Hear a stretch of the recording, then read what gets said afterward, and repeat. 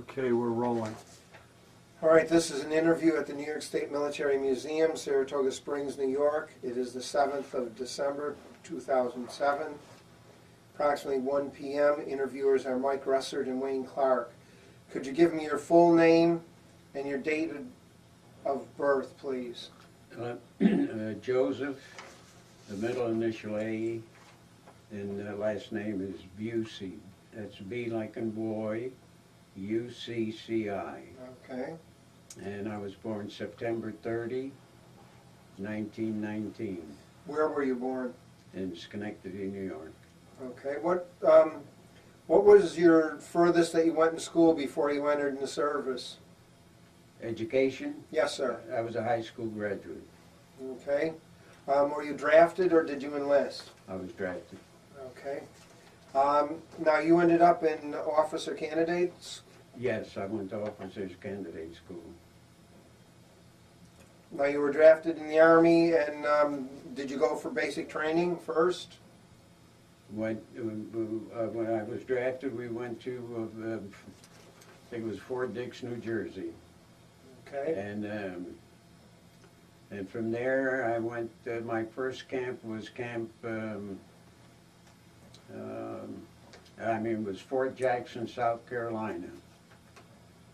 And when I got there, they started to put the sending individuals to different places, and I found myself, not that I was asked or anything, found myself in an infantry division, the medical battalion of the infantry division.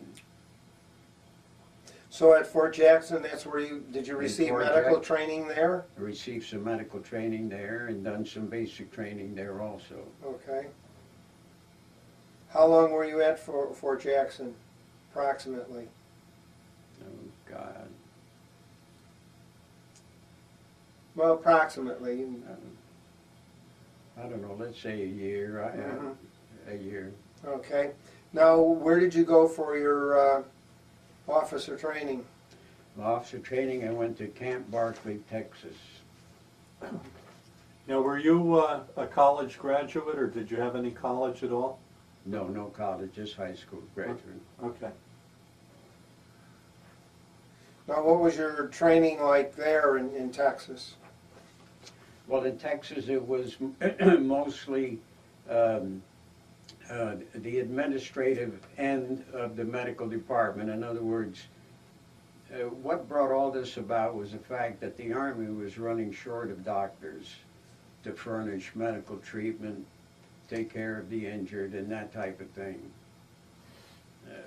That seemed to stem from the fact that when doctors were called to service, instead of performing the function of treatment, they needed people to do administrative work. Mm-hmm. And doctors came in with a commission. They didn't come in as privates like citizens. They came in as first lieutenants. Some of them came in as captains, depending on their status in civilian life, what their specialties were. And so the Army wound up with a lot of doctors doing an administrative work rather than medical work. And so they realized at one point that they had to relieve the doctors from this administrative burden and put them to do the treatment of people that were ill and hire others to do the administrative work in the medical department or the medical corps. And that's what started these officers training schools. They would have people apply to go to officers candidate school. A committee or whatever would review the applications, and they would approve or disapprove some. And the ones that were approved, they'd issue special orders. They'd go to the school, and they were known as 90-day wonders, 90 days. And when you got through, if you graduated, you got your commission as a second lieutenant, and then orders were issued for you to go to wherever you were assigned. And that's what started these schools. Mhm. And so, in my case, I had gone through, as I say, I was drafted as a private, and then I went up to battalion headquarters and I worked over there doing administrative work and got promoted to corporal and sergeant and master sergeant until I applied for officers training school, and then I was approved and was sent to Camp Barkley. And then when I graduated from school, my first assignment was Camp Atterbury at Indiana. It was near Indianapolis, Indiana, about 20 miles south. I was sent to Camp, can't even remember the name, Camp Atterbury in Indiana. That was my first assignment. And when I got there, the commanding officer of this hospital, and it was a large hospital, a general hospital, and they seemed to specialize in soldiers that got disfigured primarily, a lot of braces and prostheses, and they specialized in that. And the commanding officer was a full colonel from Altoona, Pennsylvania, and in my assignment when I got there, I was made personnel officer of this general hospital. And the personnel officer prior to me was a doctor, so he was relieved now, and he was going to go to treat soldiers and whatever. Now, what kind of work did you do as a personnel officer? Personnel officer was all administrative things pertaining to the officers assigned to the hospital, such as leave if they went on furlough.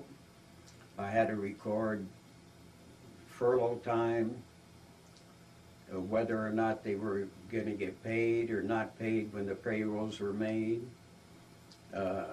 whether there was any problems, disciplinary problems to report to the commanding officer. In other words, like a go-between of the administrative procedures with the officers, just as with civilian, with the enlisted personnel.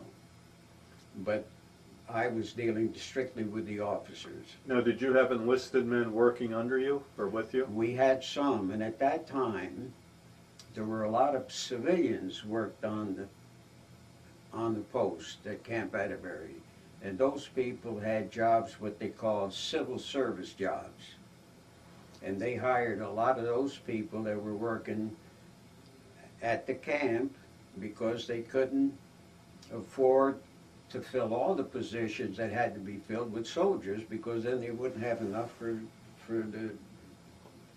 the fighting that had to go on. So there were civilians, but I didn't have anything to do with them. My job was strictly with the Army personnel of the hospital and the category of officers. How long were you at the hospital? Oh, gosh.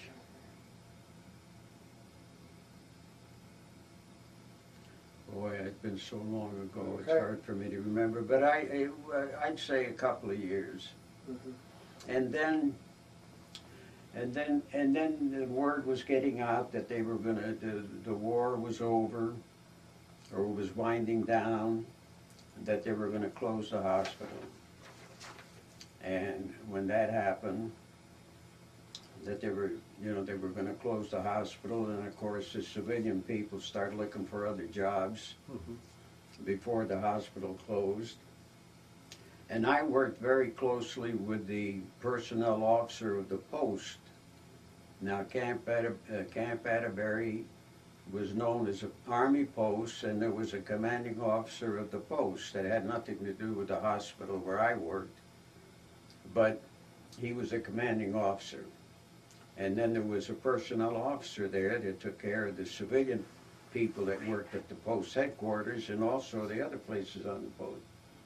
And I worked closely with him, and when I learned that they were thinking about closing the post, then I became concerned with myself, because I had no real reason to return to Schenectady because I never cared much for the city, and I had no job to go back to.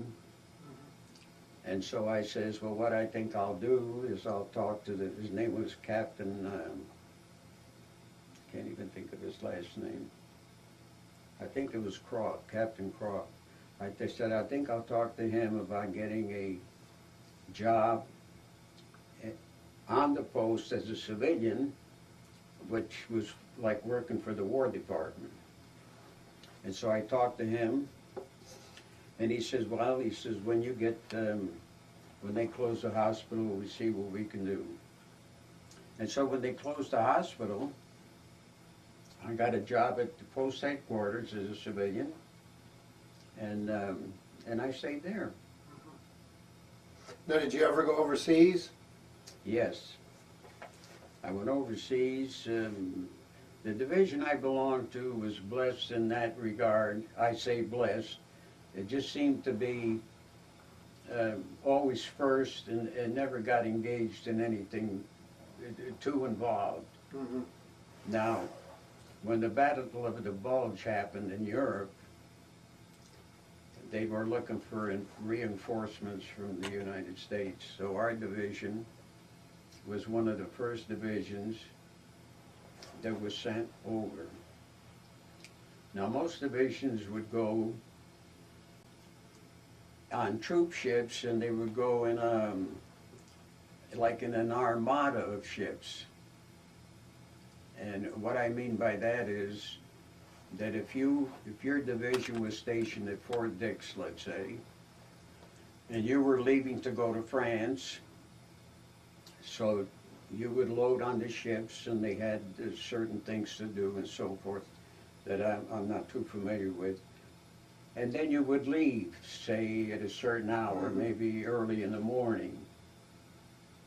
And when you got up in the morning, like the first night for me, I got up and went on deck, and I couldn't believe the number of ships that had tacked on to us.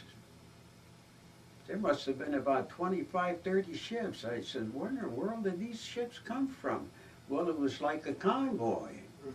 And as the convoy passed a certain area, other ships would tack on who were also going to France or close to France. And they would go in a convoy for protection, the German U-boats that were patrolling the ocean waters and stuff.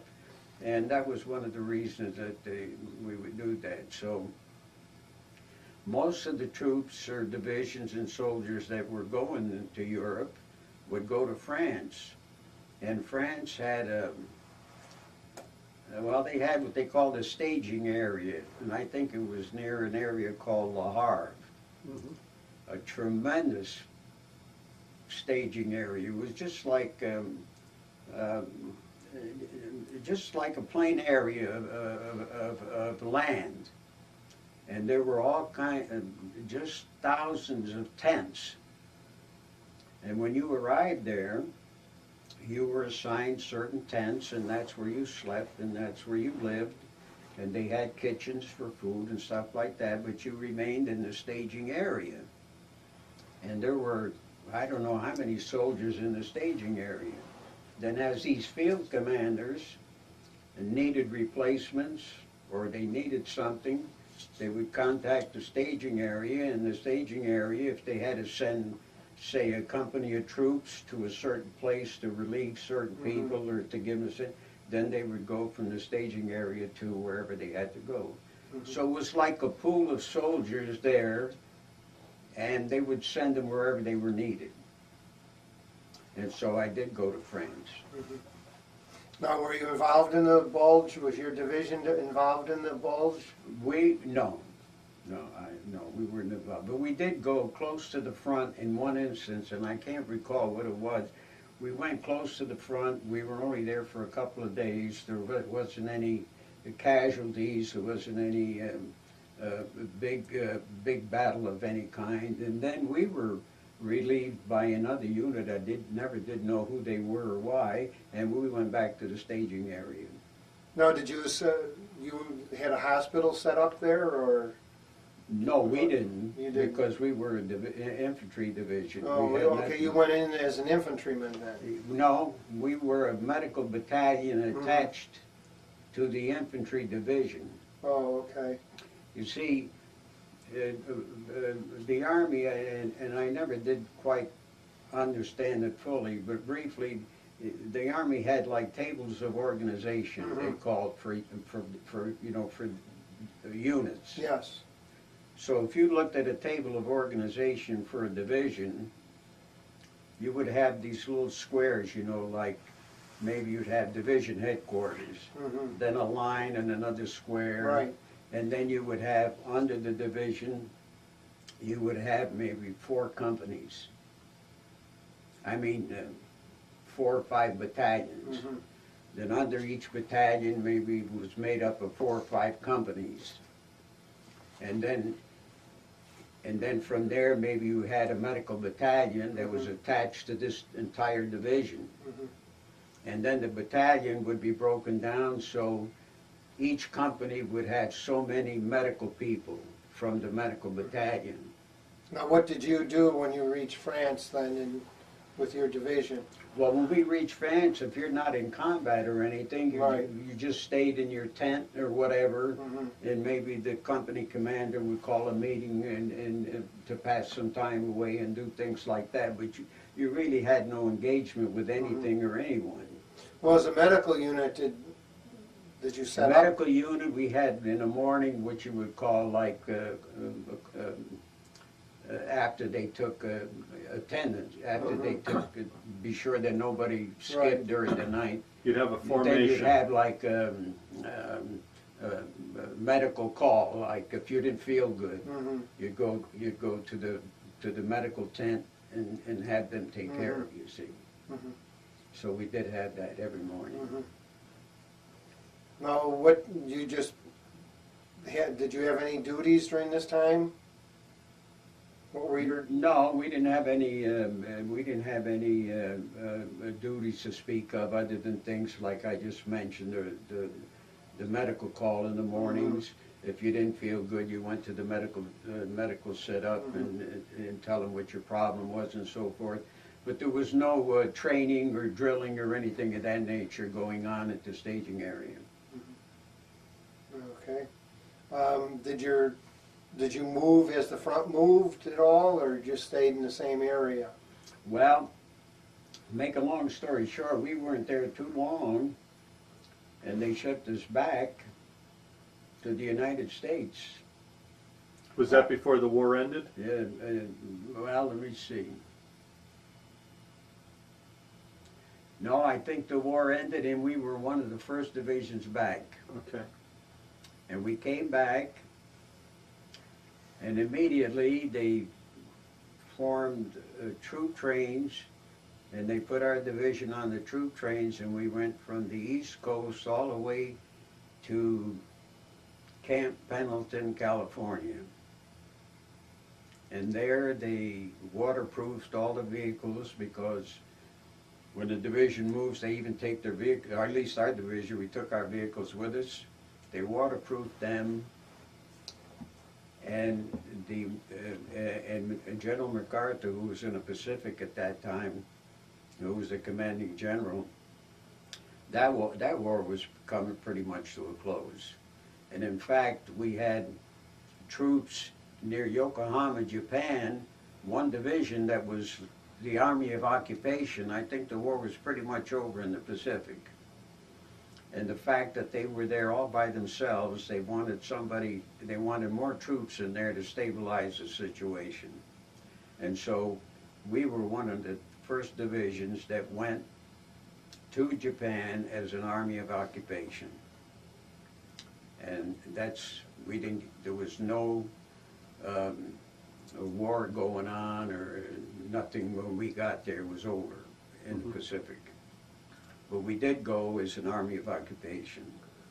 Now, what, did you set up a hospital or anything while you were there, or did No, we didn't. Mhm. What did you do when you got there? What Well, particular things did you do? Well, we would get in jeeps and we would travel around different cities and stuff to be sure everything was calm, everything was in order. Now, we were medical people, Mhm. and medical people don't usually get involved with firearms. We didn't have any guns on our, we didn't carry any pistols or rifles because we were medical people. But we got into these jeeps and we rode around the countryside to be sure that we didn't see anything out of the ordinary to report back, so somebody else can investigate, and didn't see anybody who was sick or something that we could help and things of that nature. Now, were your vehicles marked with red crosses? Yes, And yes. did you wear armbands or helmets with a mark on it? We had armbands, yeah, Mhm. yeah. And but as things has turned out, we got into Japan, and I don't think that. I don't know. I wasn't there too long that I became eligible to be discharged, because at that time they would discharge you depending on the points Mhm. that you had accumulated, and I can't remember how you accumulated the points. You got some points for this and this and that and this and that. And when you reached so much, you were eligible for discharge. So you had about 5 years in the service at that point? Yeah, I went in 41 and I got out in 46. Okay. And I only was drafted for 1 year. Mhm.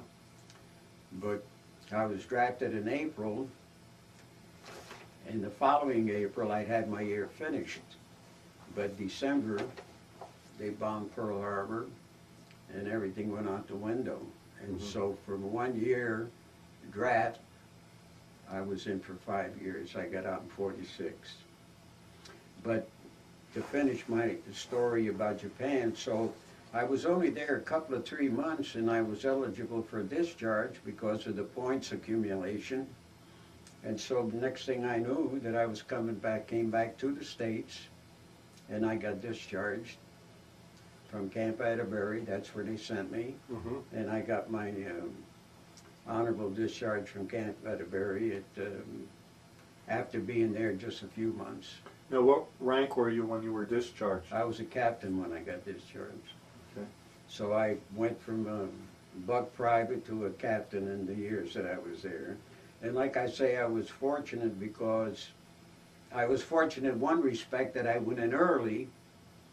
The Army was expanding, and there was a lot of opportunities for people in the right place to advance, Mhm. because the Army had to expand, and in order to expand, and you're bringing in all these people that had no experience at all, you had to have sergeants and lieutenants and captains to be sure that everything was going all right. Mhm.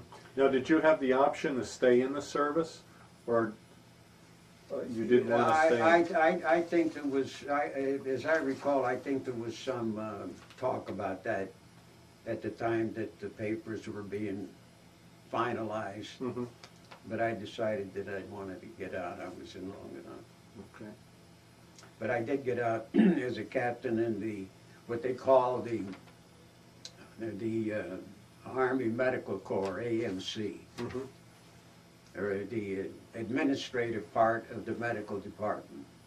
Now, your job as a civilian, was that similar to what you were doing? It was administrative work for civilians, not Army. Okay. But I was under the civil service end, because they hired quite a few of those back in those days. Okay. And Now, you ended up working with a VA? yes, when I left the Army and I went to work for the War Department at Camp Atterbury, then the word got around they were going to close Camp Atterbury. And so I tried to keep a little bit ahead of the situation, so I said to myself, now where am I going to go? And I knew that in Indianapolis they had an exceptionally large regional office for the Veterans Administration, which is a part of the War Department for Veterans Administration. It was a large regional office.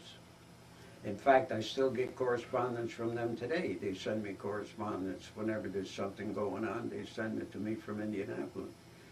And so I put in for a transfer to the regional office of the Veterans Administration in Indianapolis. And I got approved and I got transferred, so I went from Camp Atterbury to the Veterans Administration. So when they closed the camp, it didn't affect me, I already was working there. And I worked in the Veterans Administration office. And then, it wasn't too long, I got word that they were going to close the regional office, or not close it, but they were going to shrink it, because they didn't need all the people that they had.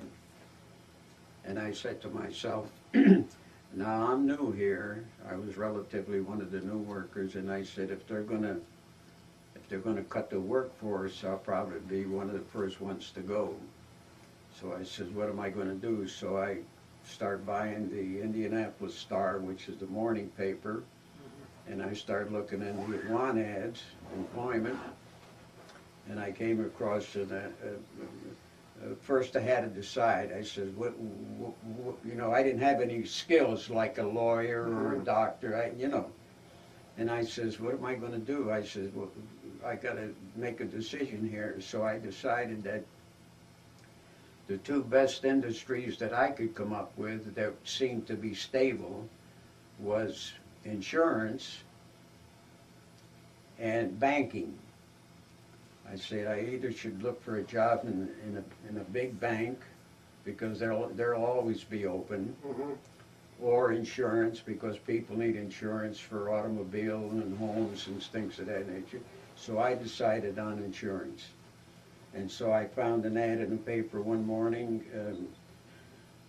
One of the largest multiple line insurance companies in the United States, next to Hartford and Travelers, was United States Fidelity and Guarantee Company, known as USF&G. They had an ad in the paper, they wanted an adjuster. So I answered the ad, and I went down to the office, I had an interview, and I got hired as an adjuster. That was in 1952, and I worked with them until I retired in 1985. Now, you told some stories before about, was it when you were in Europe that you had to cook in your helmet?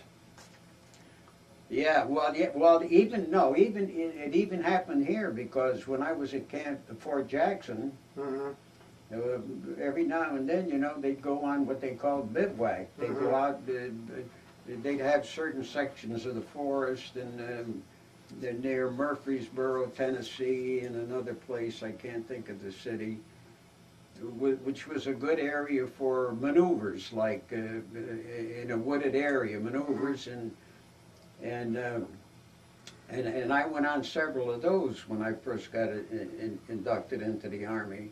And it was on these bivouac periods and maneuvers that a lot of this took place, where you'd be gone maybe for a week, and after, you know, 2-3 days, maybe you needed to shave. There was no hot water, so you build a little fire and you put water in your helmet and hold your helmet over the fire, and the water got warm or hot and stuff, and then you leave it there and take your helmet to where you had your mirror hanging on a tree, and you shaved with the hot water.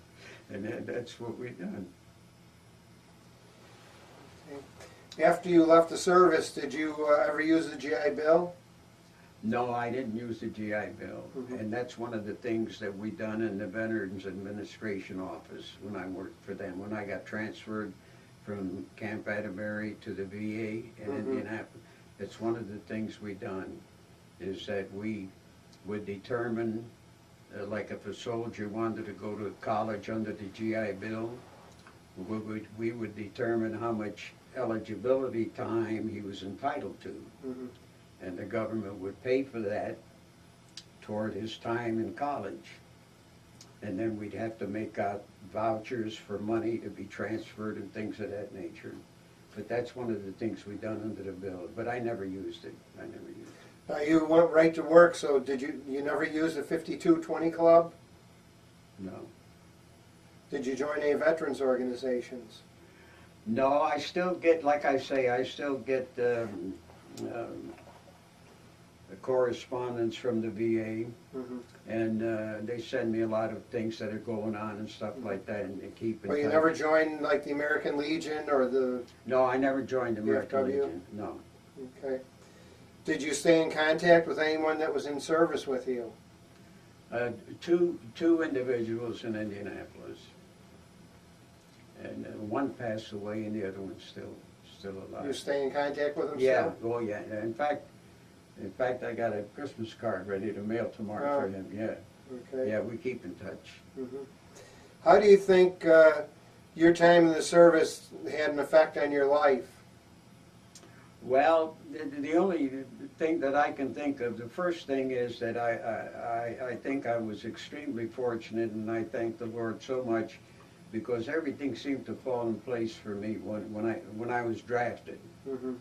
And I say to myself, to be drafted into a large army like America, and to go in as a buck private and come out as a captain, I was very fortunate.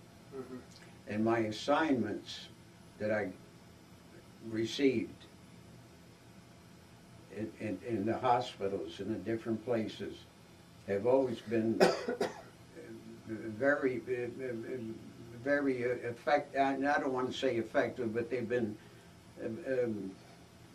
I can't think of the word right now, but they were very good, and I was fortunate that everything always turned out well for me, Mhm. and that I was able to advance when I had the opportunity, and I took advantage of it, and everything turned out just fine. But for that to happen all the time, it's very unusual. Mhm. It just so happened I went in at the right time. Because the longer you waited, not you waited, but the longer it took for you to be drafted, the opportunities weren't there, because the Army was getting larger and people were graduating from officers' candidate schools, and they had them for infantrymen, they had them for engineers, they had them for all branches of the service. And as they were graduating, the opportunities were diminishing. So going early did have its advantage. Mhm. Okay. All right. Well, thank you very much for your interview. Well, I don't know if I answered your questions the way Yes, you you did. wanted it. Yes. But like I say, it's, in my case, it all started from, I think I mentioned, from volunteering. When I got my letter to be drafted, you know how it started, greetings and all that stuff. Well, there was a fellow that used to be in our group, and he always used to preach. He says, for God's sake, if you ever go in the Army, don't ever volunteer for anything, because if they want somebody to volunteer for an opening, it can't be good. Otherwise, it'd be filled. There's got to be a problem with it. So he said, never volunteer for anything, and that's always stayed with me. And then this one morning, when we had roll call, after the roll call, the captain said that, is there anybody here that has had experience with a typewriter and is able to type? And it took me about 5 or 10 seconds to realize that yes, I was one of those, because in high school I took a business course, and 6 weeks was typing.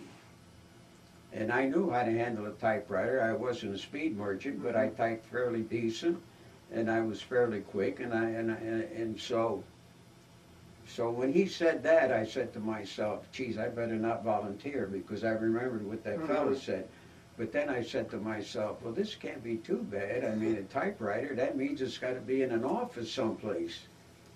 And what's better than being in an office instead of going on hikes and KP duty and that stuff? So I says, I'll take a shot. And I raised my hand. The only hand was mine. The only one. And so after we were dismissed, he came over to talk to me. We went inside and we talked. And the job was in battalion headquarters as a company clerk for the company I belonged to. And each company had a company clerk in battalion headquarters. Had your own desk, your own telephone and stuff. and you took care of all the administrative work that pertained to your particular company. And if a member of your company was going on furlough for 2 weeks, you had to keep a record. You had to correct the payroll if it was necessary to do that. And if he was absent, you mark him AWOL. I mean, you had to do all that stuff for your company. And each company clerk took care of his company. And it was a nice job because you never went on hikes. Whenever there was a hike scheduled the next morning, you had to go up to headquarters and do your work. And so I never got on KP duty, which was in the kitchen to wash pots and pans. I got out all of that, and I just went up to the company headquarters and worked there. And the promotions came automatic. After so long, I got promoted from a private first class to a corporal, and then you went from a corporal to a sergeant, you know, those 3 stripes. And then I got promoted from a sergeant to a staff sergeant. I was getting stripes all the way down to my wrist. And then I decided to go to officers candidate school. When they took our division and they shipped us to Yuma, Arizona, what they call desert training. Now I started to think, I said, now desert training, to me that don't sound too good. And why do they want to send us to Yuma, Arizona and train in the sand? Because you couldn't sleep at night very good because there were these sidewinding snakes that would go sideways. They were poisonous. And they would tell you in the morning, never put your hand in your boot or your foot. Always shake your boots because there could be snakes in there. And do the same thing with your clothing. Shake everything. So I said, this can't be a good omen when we're going to desert training. And at that time, Rommel was in Africa, you know, with the Germans, and he was running wild over there with his tanks. And so I said to myself, I can't hang around here now. I got to do something. So then I right away, I think the next day I filled application to go to officers candidate school. And a short time later, why I went. But like I say, everything, you know, everything was so nice. It worked perfect for me that, to be honest with you, I enjoyed the time I was in there. I learned a lot and met a lot of nice people, learned a lot about the organization of the Army and the way it's set up and so forth. And so everything turned out pretty well. Okay, all right, well, thank you very much. But it all started from raising my hand for the typewriter, and had I not raised my hand, who knows what would have happened. Certainly not the way it did. But just because I raised my hand, and I went against the advice of my friend, and when I heard typewriter, I said, that's got to be a good job inside. And I said, let me take a chance. And so that's the story. Okay.